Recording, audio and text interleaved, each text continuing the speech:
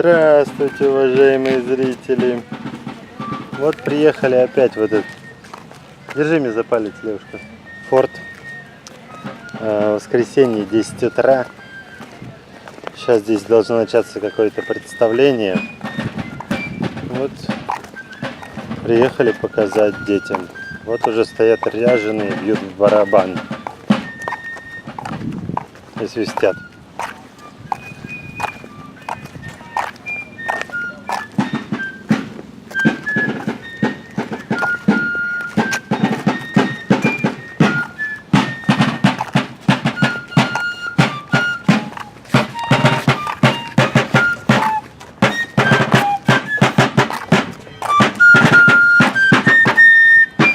Так вот, с фанотом на дудке девушка играет.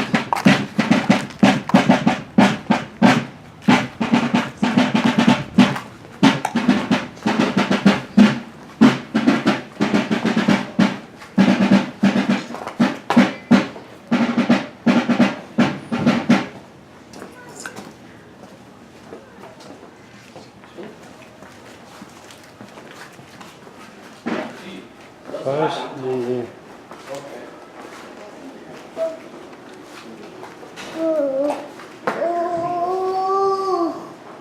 Да, какие солдаты там, да?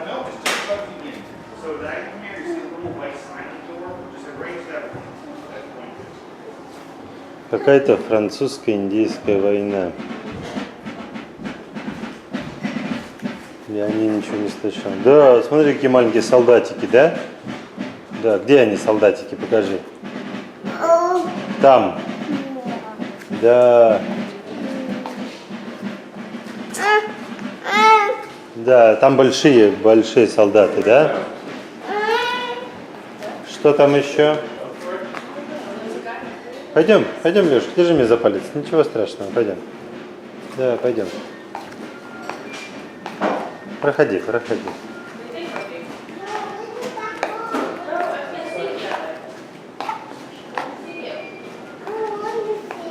Гренадер-сержант, 756 год.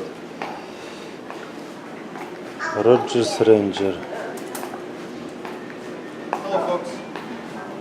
Hello. 10 a.m. still about to go out? Yep. You can jump on that if you want. Great. Should just be 2 adults? Yep. So it's 35 each. Everything credit? Yes. As long as it's Are you gonna go that way? Вот, собственно, внутренности этого форта. Что они будут делать? Вот зашли, вот вход. Они будут пушкой будут стрелять. Они Вот, пушкой собственно, будут стрелять. двор. Вот этот вот. Тут вот пушки. Макс, видал, какой большой медведь? Да. Это медведь-гризли.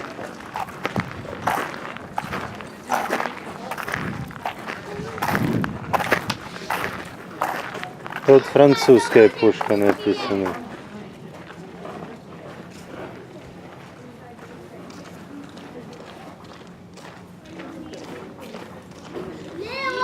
Стреляла 18-фунтовым ядром.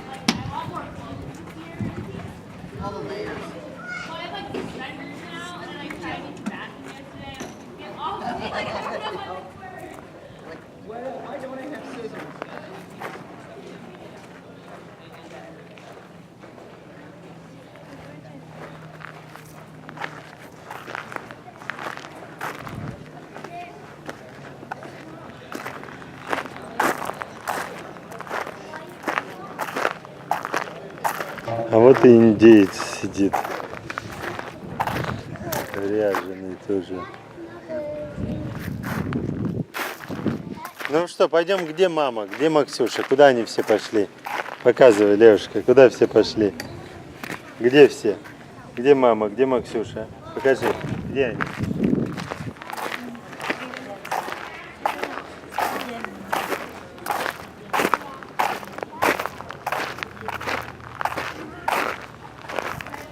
Левушка, где мама? Где Максюша? Левушка, пойдем вон туда, они, наверное, там. Пойдем проверим, может быть они там. Бросай камешки. Покажи, как Левушка бросать камешки может. Вот, молодец. Молодец. Пойдем искать маму и Максюшу. Пойдем. Вот они там, пойдем, я их слышу. Левушка, пойдем вот сюда. Пойдем сюда.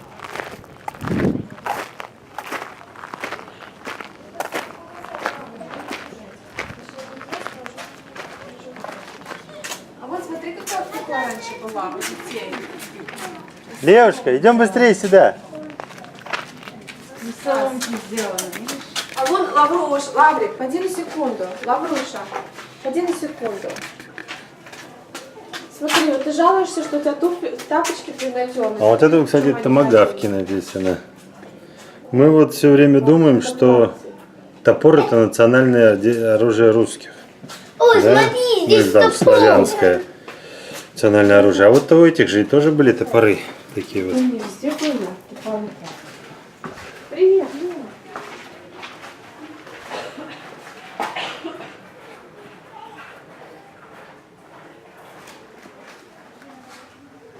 Мама, что за представление? Да, дудка. Не слабая такая. А вот это из черепахи сделанная дудка какая-то или что это?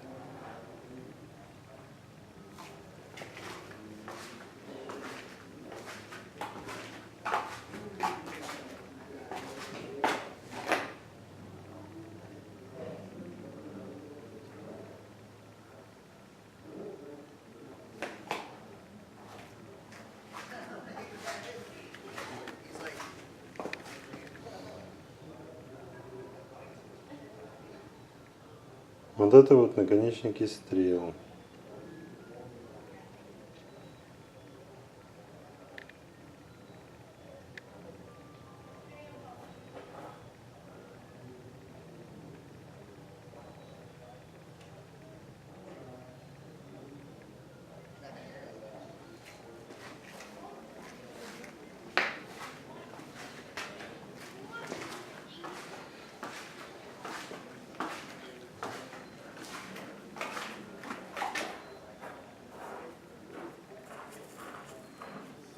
Вот такой дом.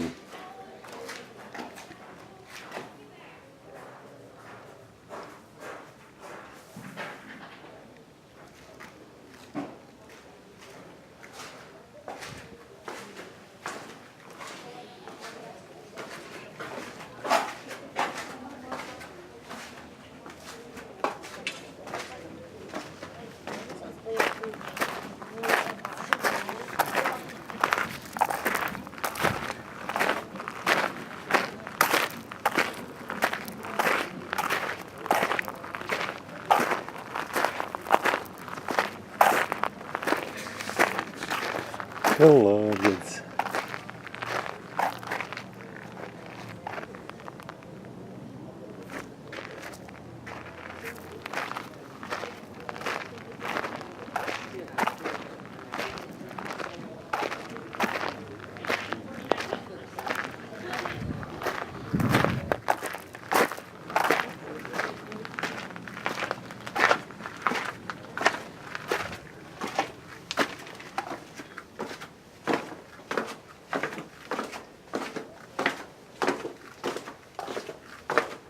Бревна-то, похоже, свежие. Дней 757 года постройки. Ощущение. Хотя вот пол, наверное, тут. Частично, по крайней мере. Эти большие камни, наверное, те.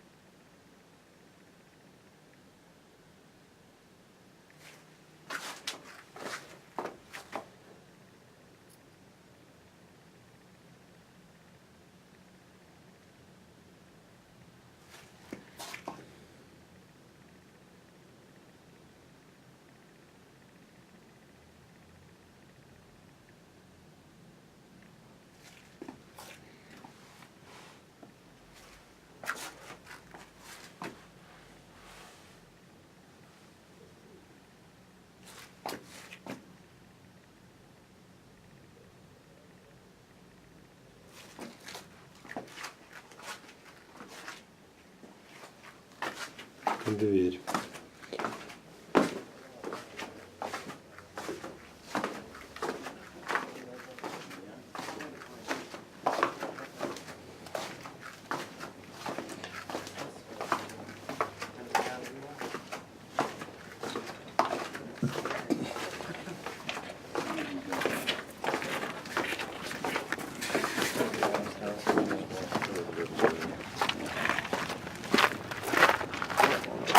Some of this brickwork and walkway are from the original Henry building. Passageways to the main tower, magazine where all the inventions are part of the main tower.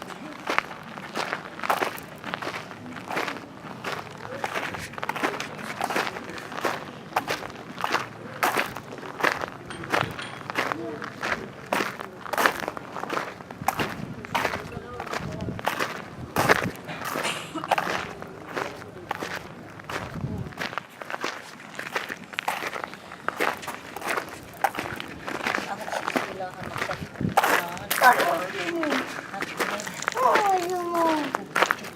Ay, limon. Food. Ay. Limon.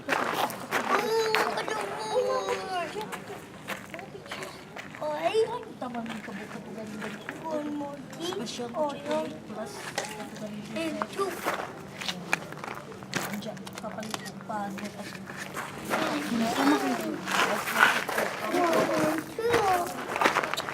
One and two.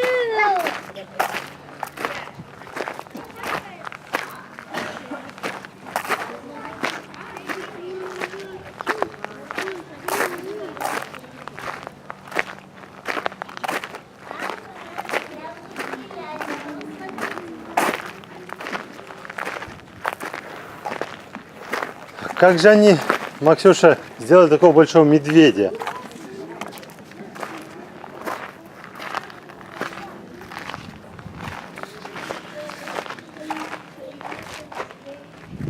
Как же они такого большого медведя сделали? Будете из лука стрелять? Да. Ну, давайте. Умеете или вам показать, как надо? Можно? Можно, конечно, стреляй. Конечно, можно. Специально они здесь висят, чтобы вы стреляли. Вот мишень.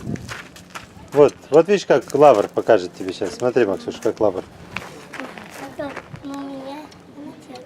Ну, бери один лук, возьми. Вот, давай, взял. Вот смотри теперь, как лавр его берет. В левую руку возьми, где ручка. Возьми за ручку, в левую руку, да. Поверни наоборот, вот как у лавра, так же, да. Поверни наоборот лук. Наоборот поверни его. Вот так, правильно. Зацепи, нет, вот здесь надо зацепить стрелу за нитку. Вот, зацепи вот так вот. За леску, зацепи. Ну, вставь туда леску, в эту дырочку. Вот. Теперь натягивай сильно. Прижми стрелу. Нет, прижми стрелу к луку. Прижми к луку. Прижми стрелу к луку. Прижми ее выше над пальцем, над пальцем, выше над пальцем. Вот там, выше прижми. Выше прижми. Нет, зацепляй. Давай я тебе Дима, ты покажу.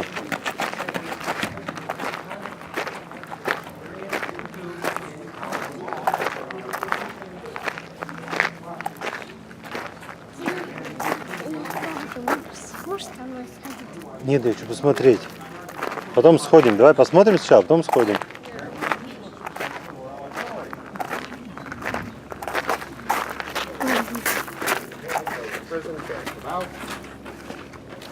This is black powder, which is charcoal, sulfur, and sulfur, potassium nitrate. If you put it in a dish, the spark and sputter of smoke. When you compress it, it explodes. That's why we use a ramrod to ram the charge into the breech. Можно будет стрелять. Move our musket ball. Now, I need a young volunteer to assist me. Anyone? Step forward, lads, right there. Can you be loud like a sergeant? You can? All right, you're going to give me the orders to fire the musket. Are you ready? Okay, the first command is make ready. What's that? Yell out. No, you said. You have to Ты скажи. Ты скажи, make ready. Make ready. present, Present. give fire. Give fire.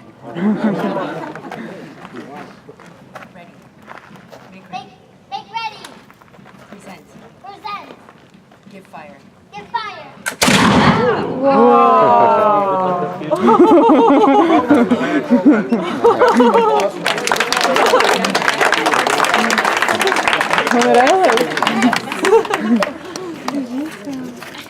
Видел, как You он saw how much стрелял? smoke there was, right? So if you can imagine the large open battlefields of Europe, because they don't have the great forests that we do, you have hundreds, perhaps thousands of soldiers all firing these weapons at the same time.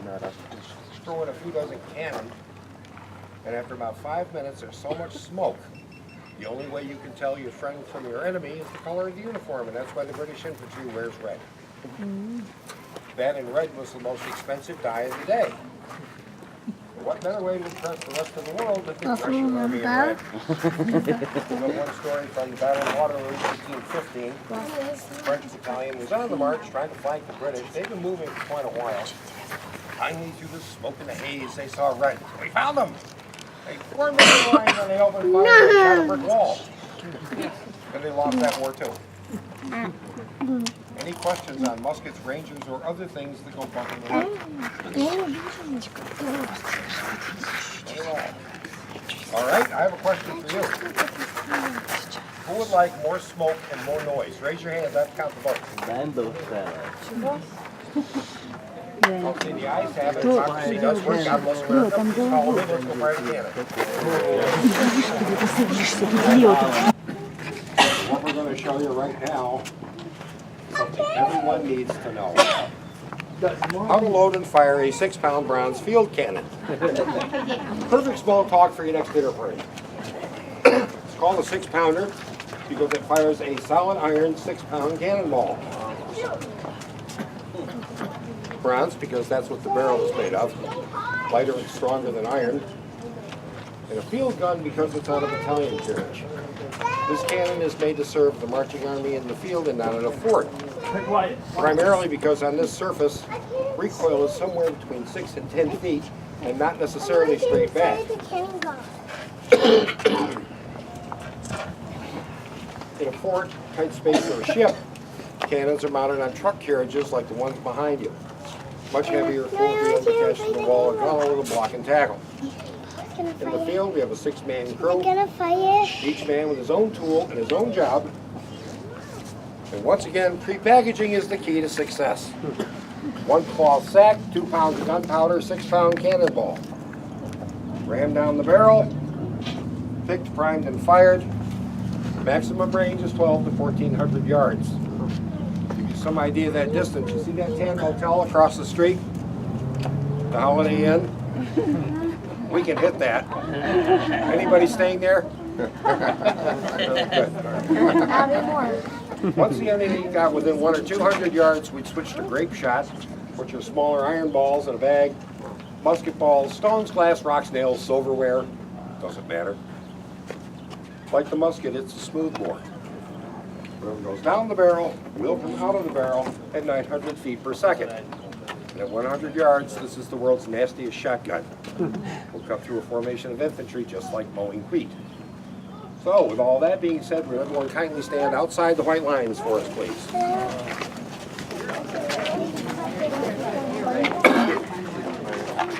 Behind the lines, no toes. Oh boy. Ma'am? No toes. No toes on the line. You don't want your toes blowing off. Toe piece. Okay. Cut it off and call it toe drop. I like their puns. All right, our first crewman is going to handle his worm, which is a corkscrew on a pole that searches the piece. We want to make sure there's no debris in the barrel before we load the gun. Next man will handle his ramrod and spring the rammer. Clear, That's what we want to hear, is that nice clean bell tone. That means the tube is clean, the breech is clean, it's safe to load and fire the gun. And you charge your piece. What I'm doing right now is called tending the vent. By covering it up, the sweeping motion of the ramrod creates somewhat of a vacuum in the tube. That should put out any remaining sparks and also helps heat the charge into the breech. Next I take my gunner's pick, gunner's needle or priming wire, which is brass, bronze, or copper and won't spark in an iron gun. Right down through that vent, put some holes in that powder charge. Traditionally, we would have a young lad of 8 or 10 with a very large powder horn to prime the gun. He was known as the powder monkey. As we're not allowed to do that anymore and it's not all that safe, I'm going to use a couple of musket charges. We're going to put some powder, black powder, down the barrel and down the vent and around the vent. In the meantime, the gunner has prepared his linstock, which is a Dutch word for matchstick, historically carrying about 3 feet of slow match, which is hemp rope soaked in saltpeter and water and allowed to dry. And it smolders rather than burns in an inch or 2 an hour. But because it's always windy and or wet up here, we like using cannon fuse for safety. There will be 3 commands. The first is take care, telling you the gun is loaded, primed, ready to fire. The second is make ready, good time to cover your ears if you're so inclined. The third is give fire. For those of you wishing to photograph this momentous occasion, get focused in, get your finger on the button, open your mouth a little, it will equalize the pressure in your ears. Because when the gun fires, you're going to flinch and your finger will take the picture for you. It works 9 out of 10 times. Take care. Make ready. Stand fire. Very nice.